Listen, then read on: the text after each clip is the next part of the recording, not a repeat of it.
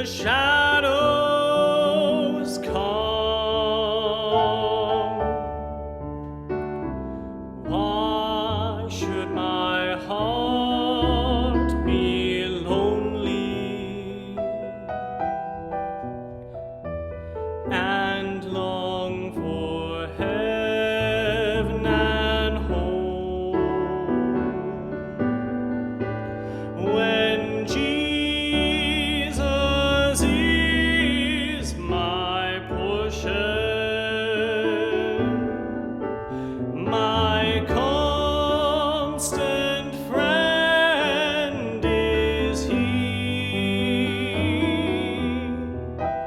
for his eye is on the sparrow, and I know he watches me. His eye is on the sparrow, and I know he watches me. I sing because I'm happy. I sing because I'm free, for his eye is on the sparrow, and I know he watches me. He watches me, and I know he watches me. He watches me, and I know he watches me. He watches me.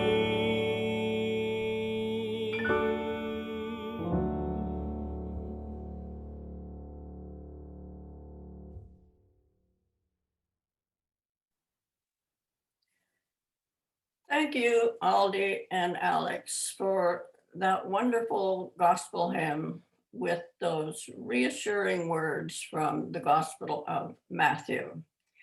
That song was very much a part of the African American time, and it's still quite relevant. And I would like you to notice all the music today will be gospel spiritual genre. We turn now to Ecclesiastes because there are words there that we need to remember today. Yesterday, we mourned the loss of a member of our community of faith. And today, we turn to a festival of joy. And you might ask, why do we need a festival of joy? We need a festival of joy sometimes because we need a balance in our lives, just as the scripture says. So there are many reasons why we need a festival. First of all, it's summer in the city. Montreal loves festivals, and Mountainside has never had a festival of joy. Now we do. So the next 3 Sundays will also follow this theme of joy. And each Sunday will be different because each Sunday is put together by a different team. So you won't want to miss any of them because they'll all be different, as I just said, and interesting. The notion of joy, there's an expression that we call finding joy. And today, I hope you find joy within the service in one of the areas through music, through the scripture, Psalms, the presentation from AME Quebec, and the short discussion or the discussion we will have in relation to prayer. So first, let us all hum, sing, do whatever, read from Voices United, the hymn 577, I've Got Peace Like a River. I've got joy like a fountain, I've got joy like a fountain, I've got joy like a fountain in my soul. I've got joy like a fountain, I've got joy like a fountain, I've got joy like a fountain in my soul. I've got peace like a river, I've got peace like a river, I've got peace like a river in my soul. I've got peace like a river, I've got peace like a river, I've got peace like a river in my soul. I've got joy like a fountain, I've got joy like a fountain, I've got joy like a fountain in my soul. I've got joy like a fountain, I've got joy like a fountain, I've got joy like a fountain in my soul. I've got love like an ocean, I've got love like an ocean, I've got love like an ocean in my soul. I've got love like an ocean, I've got love like an ocean, I've got love like an ocean in my soul. My soul.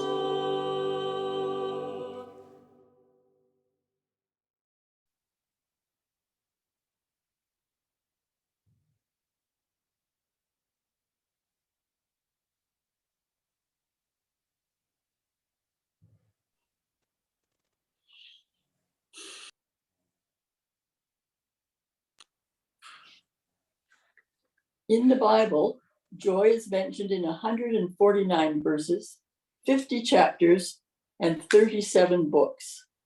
We will hear 6 of these verses today. Matthew chapter 2, verse 10. When they saw that the star had stopped, they were overwhelmed with joy. In Galatians chapter 5, verse 22. By contrast, the fruit of the Spirit is love, joy, peace, patience, kindness, generosity, and faithfulness. John chapter 16, verse 24. Until now, you have not asked for anything in my name. Ask and you will receive, so that your joy will be complete. Proverbs chapter 17, verse 22. A cheerful heart is a good medicine, but a downcast spirit dries up the bones. 1 Chronicles chapter 15, verse 16.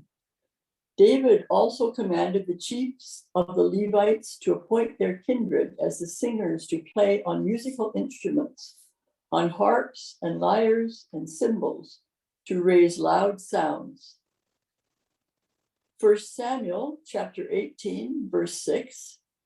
As they were coming home, when David returned from killing the Philistine, the women came out of all the towns of Israel, singing and dancing to meet King Saul with tambourines, with songs of joy, and with musical instruments.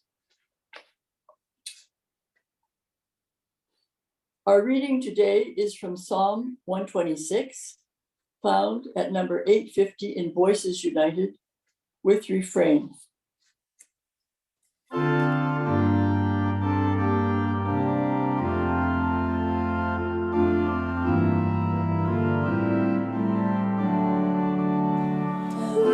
sing the song of joy. We'll sing the song of joy.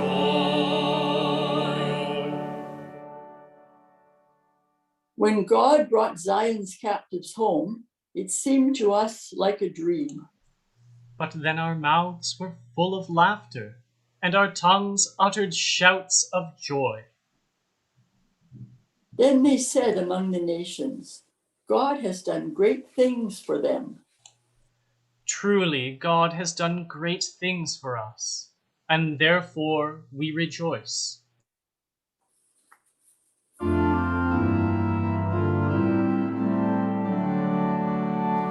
We'll sing the song of joy. We'll sing the song of joy.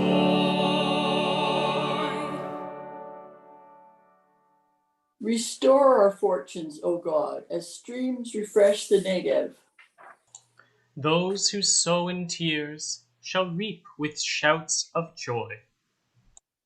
Those who go out weeping, carrying seed for sowing, Shall come home with songs of joy, bringing in their sheaves. We'll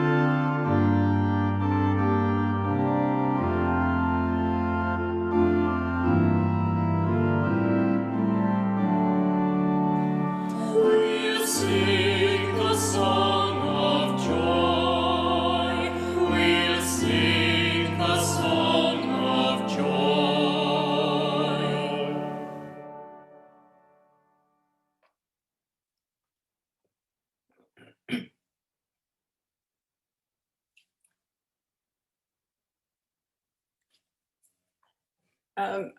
Before we present the video, I will make a commentary. Back in 1981, we had returned from sabbatical, and my director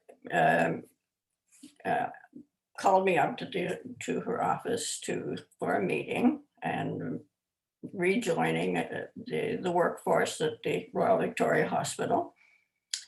And she said, now, you've been away for a year.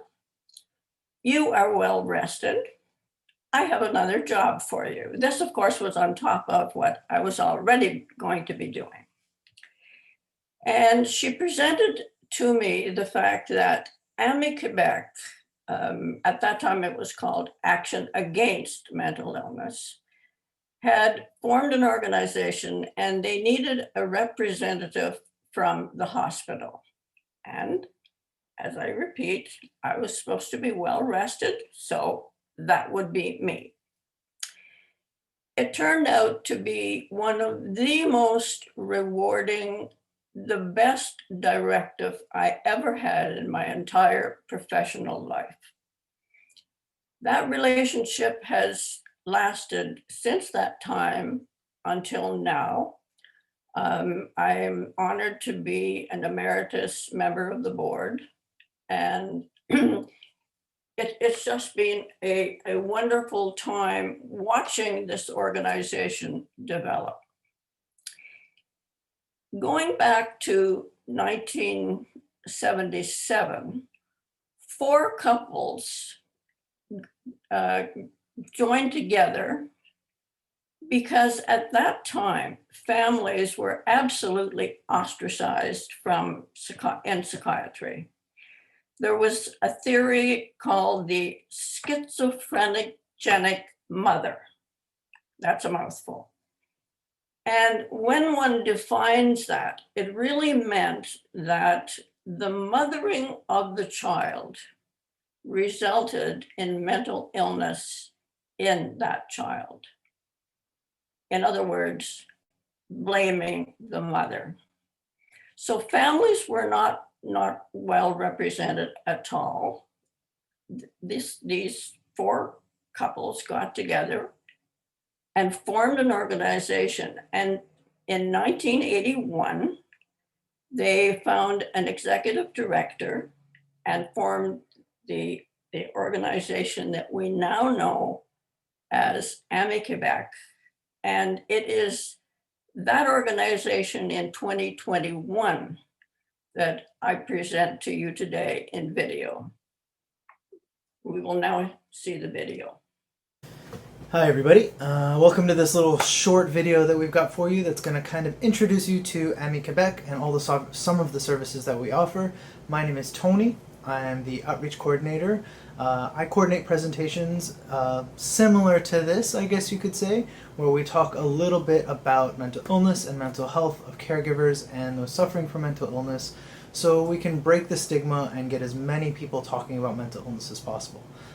I'm going to turn this over to Blanche and Natalie after me, and they're going to tell you a little bit about the different parts of AMI Quebec that they're a part of. And then at the very end, I'm going to have a still with our logo, our address, our phone number, and email address, and our website, so that way if you need any more information, you can go there to find out what you need to know. Enjoy! Hi, my name is Blanche Moscovici. I'm an intake worker and family mental health counselor with AMI Quebec. Welcome! Today I'm going to share with you about our SOS Famille program. This is a free counseling support service for caregivers of a loved one suffering from mental health issues.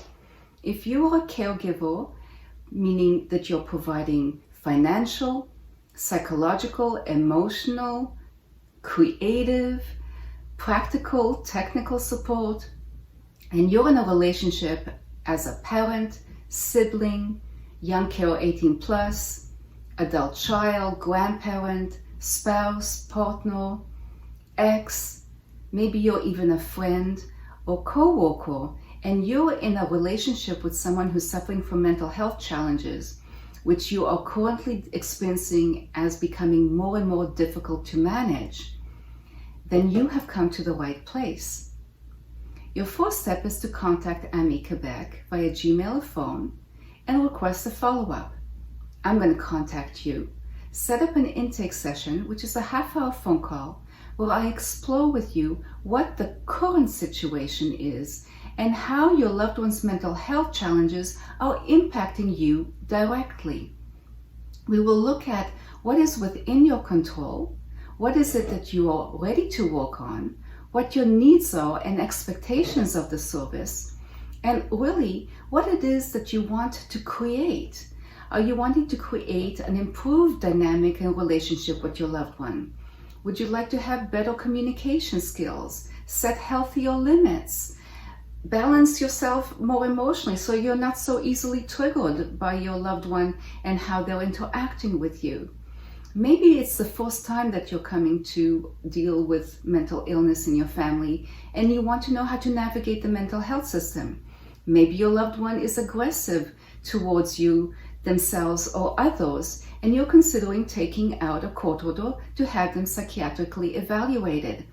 You are faced with many hard decisions, and in the counseling SOS sessions, we explore the pros and cons of decisions, and at the same time, we look at what it is that you can tolerate, that you want to tolerate, and what it is that you can't any longer. Maybe you're living with your loved one, you're aging, and you would prefer a different housing solution. Whatever it is, we can explore that. SOS Famille is not therapy. So if you're dealing with long-standing issues that are impacting you psychologically, emotionally on a very deep personal level, because you have a very rough relationship with your loved one for many, many years, well, that we cannot address. So I would be referring you out for other psychological services, like to meet with other professionals, psychologists, psychotherapists, someone in the community, a social worker, okay? So for us, if we deem fit that this is the appropriate service for you, then I will set up a first SOS counseling session with you, send you a Google Meet link so we can meet virtually and begin the process of defining what your goals are, what you really want to work on to improve your situation and your own well-being. And then we will meet on a frequency that is based on your situation. So it is very important to understand, I have worked with many caregivers over the years from multiple cultural backgrounds. The one common denominator is they always put themselves last. With AMI Quebec, we put your mental health first. We consider you our top priority. And in SOS Famille, you need to consider your own well-being your top priority through self-care. Together we will work on that, so that at one point in time, you will experience that your main focus is no longer just your loved one, but yourself and your own life. Take that first step, contact AMI Quebec, and I'll be very pleased to follow up with you. This is Blanche Moscovici with AMI Quebec, signing off. Have a wonderful day.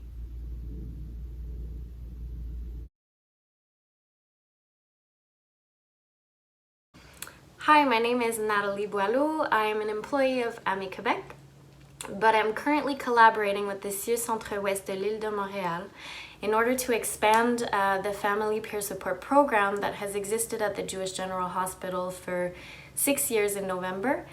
My goal is to bring this project and this service further within the CLSCs mainly, but also outpatient clinics and hopefully other institutions and mental health care services in the community. The goal is that currently I'm presenting to treatment teams and asking and encouraging them to refer family members and caregivers to a family peer support worker, myself, and then I reach out to them and do an intake and gather information, listen to their stories. Also, I explain to them what I do, which is provide support, education, advocacy, and guidance towards other resources that I feel may best meet their needs. More often than not, caregivers believe that they don't need help and that their loved one does. Yes, but it's also nice to know that caregivers are valued and are a priority and that their experience matters just as much. And so the goal is to reach out to them and show them that they have a place in this process as well. The hopes is that eventually mental health care services will value families in the process of treating their loved one. And by doing so, we will be able to treat everyone at once. And so this sums up my project, and it's one day at a time, but we will get there. And remember that caregivers matter. Thank you.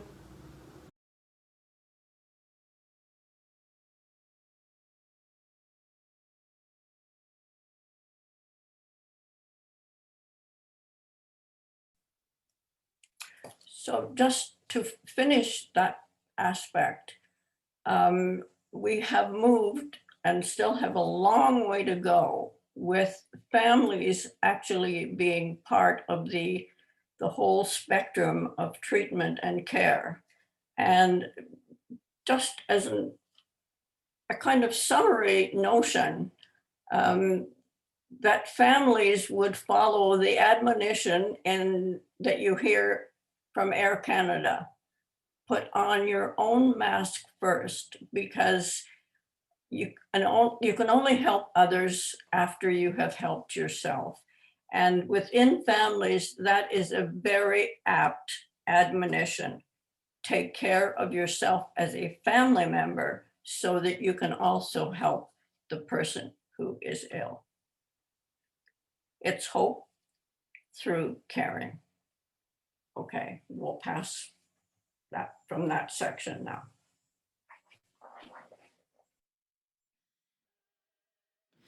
Every time I feel the Spirit moving in my heart, I will pray. Yes, every time I feel the Spirit moving in my heart, I will pray. Upon the mountain God God spoke, out of his mouth came fountains home. Look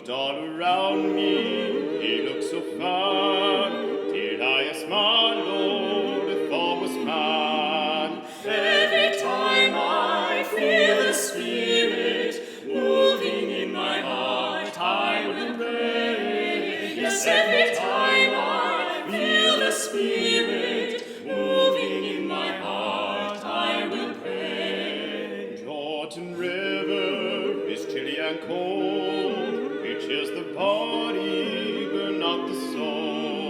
There ain't but one train upon this track. It runs to heaven and right back.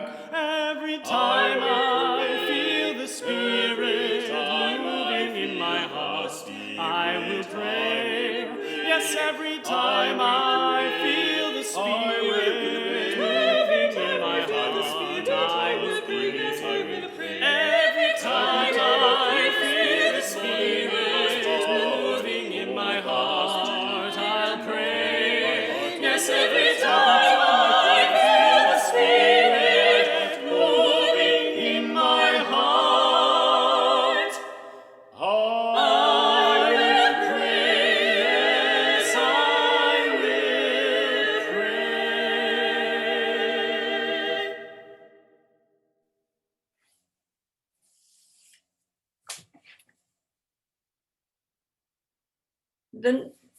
The notion of learning to pray came to me when I started to think about worship, prayer, and joy.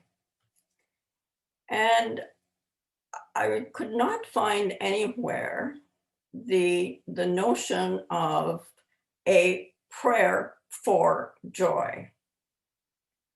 I haven't been to theology school, but I didn't find it anywhere.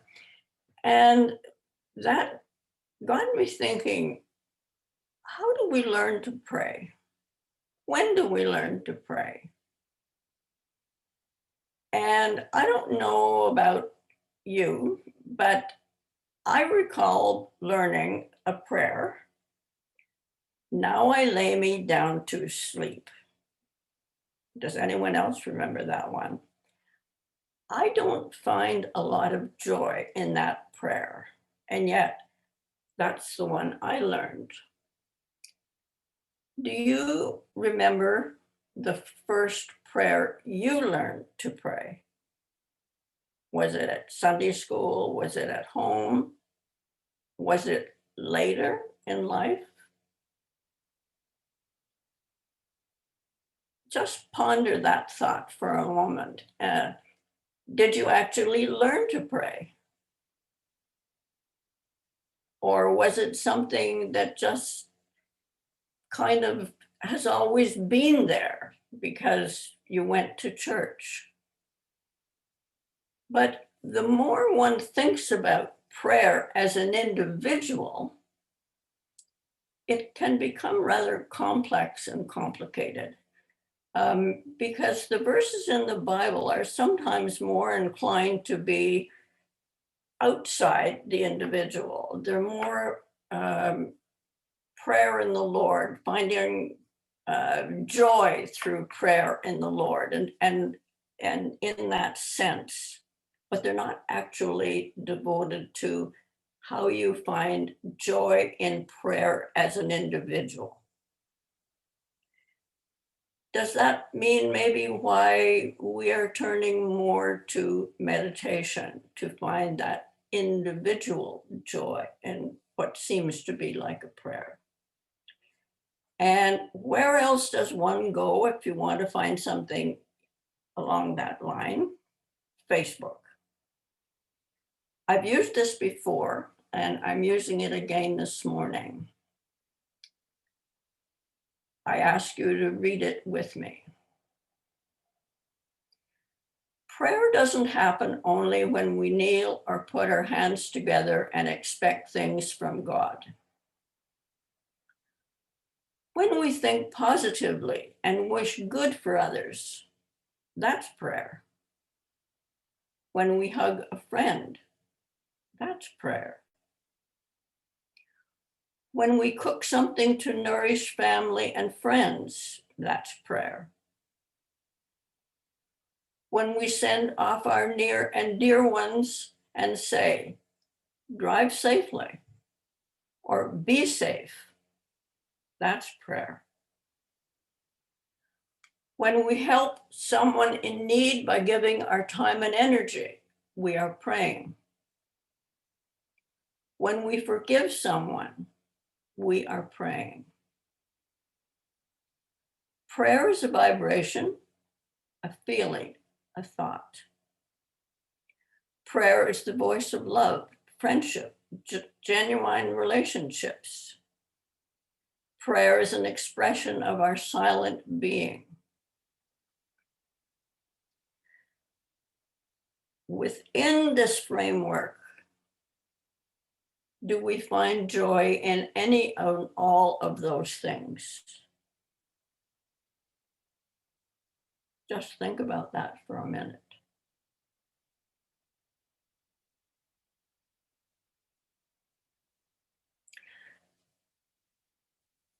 Before COVID, if you recall, on Sunday mornings, by now we would have been in the chapel.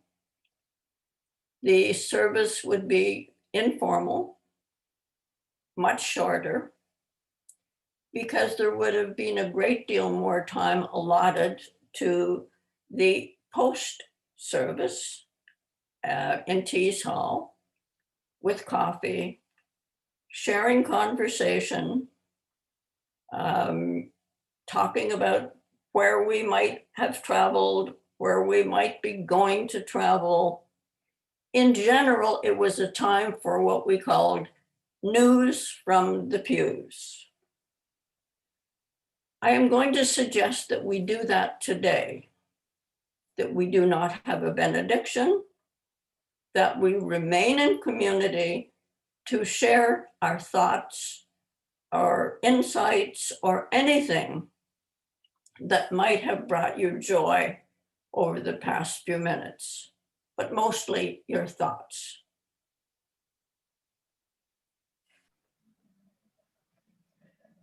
Yesterday, I had breakfast with a group that hasn't met for, well, all the time since COVID started. And everybody was so joyful to get together, like you just about floated out of the place. So these are genuine friendships that have taken years to develop.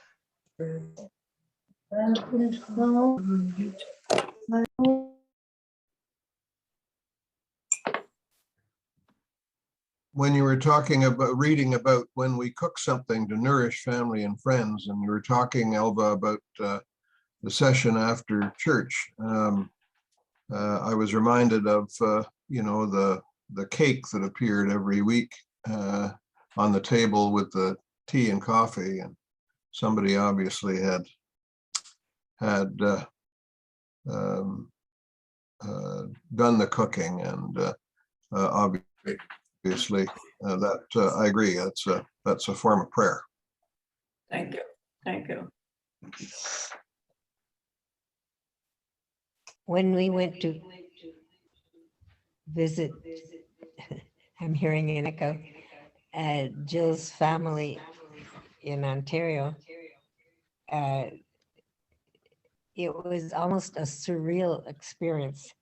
We Zoom with them every week, same Friday every week, and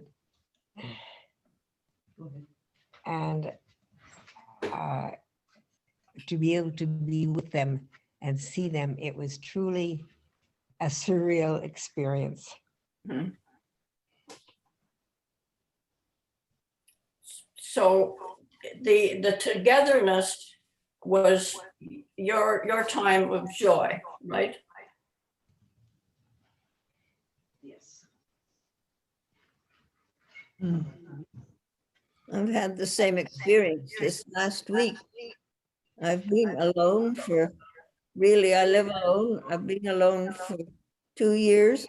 And this week I've been up in the country, and my nephew and his wife and 2 children and dog have all been here this week, and I can't tell you how wonderful, what a joy it's been for me to have them with me all this long time.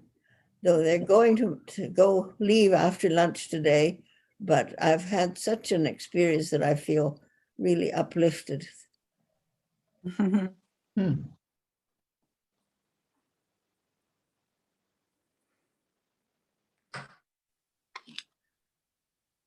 Anyone else have any times of joy? Micah has her hand up.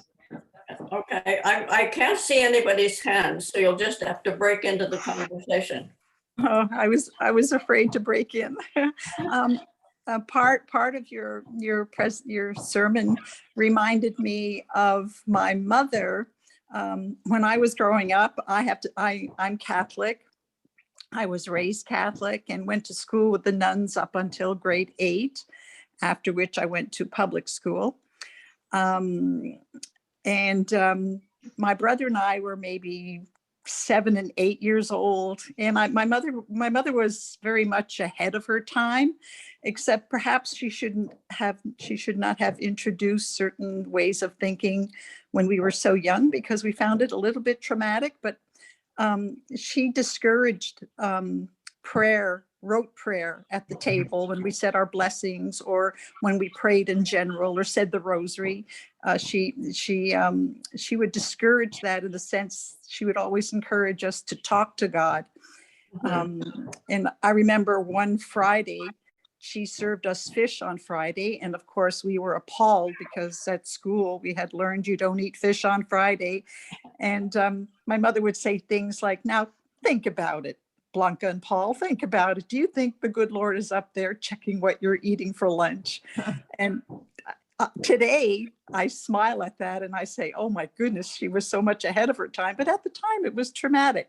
However, she did leave us with that beautiful thought of talk to God, that the good Lord must get bored hearing, rote prayers. It must be boring for him. Yes. Anyway, that's what you reminded me of today. Thank you. Thank you. Elva, Phil and I are experiencing joy in anticipation of something that hasn't happened yet, but in a couple of weeks, we're going to rally our whole family. We're 13 now. Numbers 12 and 13 in our family are 2 great-grandsons whom we have yet to meet. So, of course, we're excited beyond words at that prospect. But that's part of our joy today. The other part for me was the music. Aldi and the leads, it was stirring, emotional, superb. We're so fortunate. Thank you. Yes. Well, congratulations on all getting together as a family. That's going to be fun. That should be great. Yes, be great. For sure. I want to make a comment about the prayer, now I lay me down to sleep, because I certainly learned that also as a child. I read this summer David Gregory's book, How's Your Faith? I think it's called, How's Your Faith? And the thing I liked best out of that book was a prayer that he, and he's in a family where he's half Jewish and his wife was fundamental Christian. So there was a lot of discussion about his faith and how they were going to bring up their children. So he quoted a prayer that he would say out loud with his young kids, and was still doing at the age of 14, I think this younger child was. And the prayer was, may God bless you and protect you. May God lay you down in peace and raise you up to life renewed. May he help you to find light when it is dark, and help you to grow and be happy.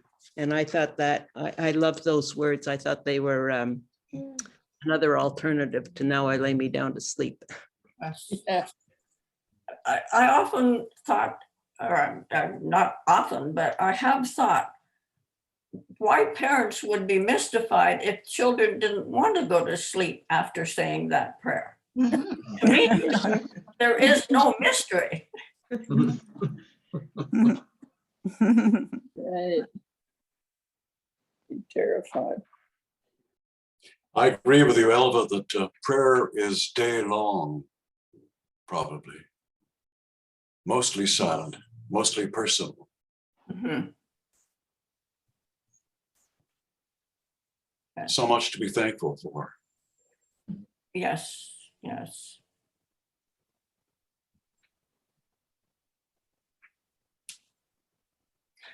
Do either of the ministers have any idea why there isn't that connection of I mean, there are prayers for so many things, but I did not find one which is actually entitled prayer for or of joy. Am I missing something, or is it not there? I don't see it. I would say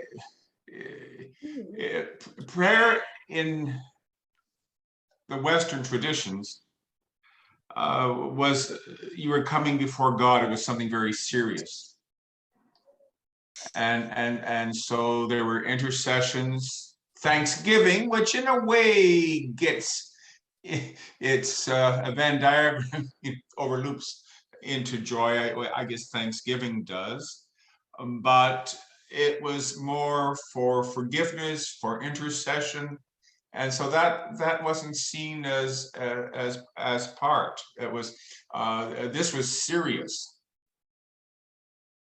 as if joy shouldn't be serious. Mhm. And yet joy is very serious, because in our individual lives, we must have something to balance. Life is full of problems, so we need that very much. There is a question in Revelations: who are the people dressed in white? And the answer is, they're the people who've been through a great tribulation. And they're the ones who now stand before God in joy.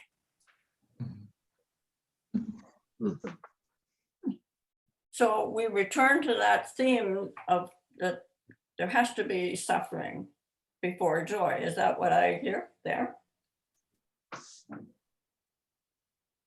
No, I would disagree. Well, suffering definitely does have an effect on joy, that's for sure. But I'm not too sure that you absolutely need to suffer or to have empathy for someone, but without suffering. If you have a heart, you know, there's some aspects should come natural. And wouldn't saying thank you for you know, if you go to bed at night and you say, Heavenly Father, thank you for the beautiful service that I attended this morning. I really enjoyed it. I really appreciated it. That's prayer. Saying thank you is a form of prayer. Yes.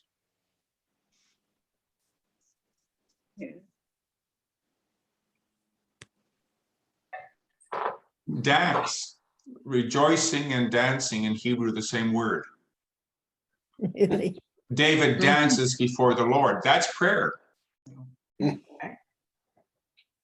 not Oscar Peterson, but Duke Ellington has that aspect in his liturgy. And I think the communities, how John, when you talked about the travail, I think communities that have suffered often come together to dance, to worship. I mean, the music we're hearing comes out of experience of suffering, but find joy that transcends that suffering, that takes them out of it. Yes, music was a huge part of that, wasn't it? Yeah, yeah.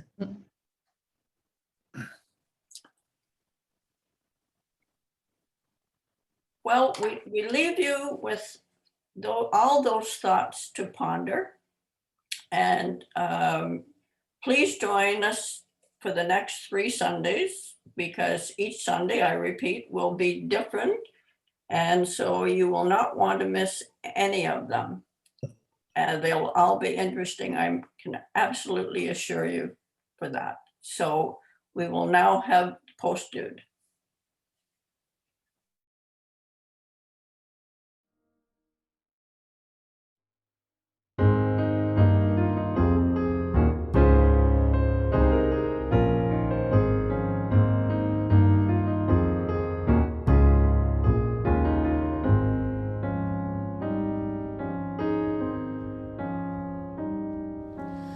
My good Lord's done been here, bless my soul and gone away.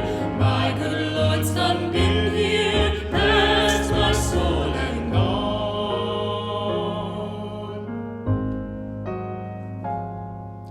Never did I think that he was so nigh, bless my soul and gone. He spoke and he made me laugh and cry, bless my soul and gone. My good Lord's done been here, blessed my soul and gone away. My good Lord's done been here, blessed my soul and gone.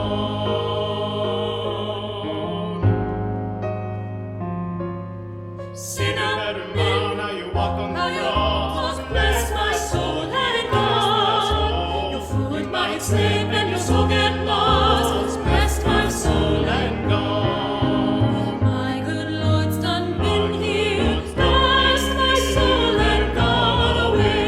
My good Lord's done been here, blessed my soul and gone. My good Lord's done been here, blessed my soul and gone away. My good Lord's done been here, and he blessed my soul, blessed my soul, blessed my soul and gone.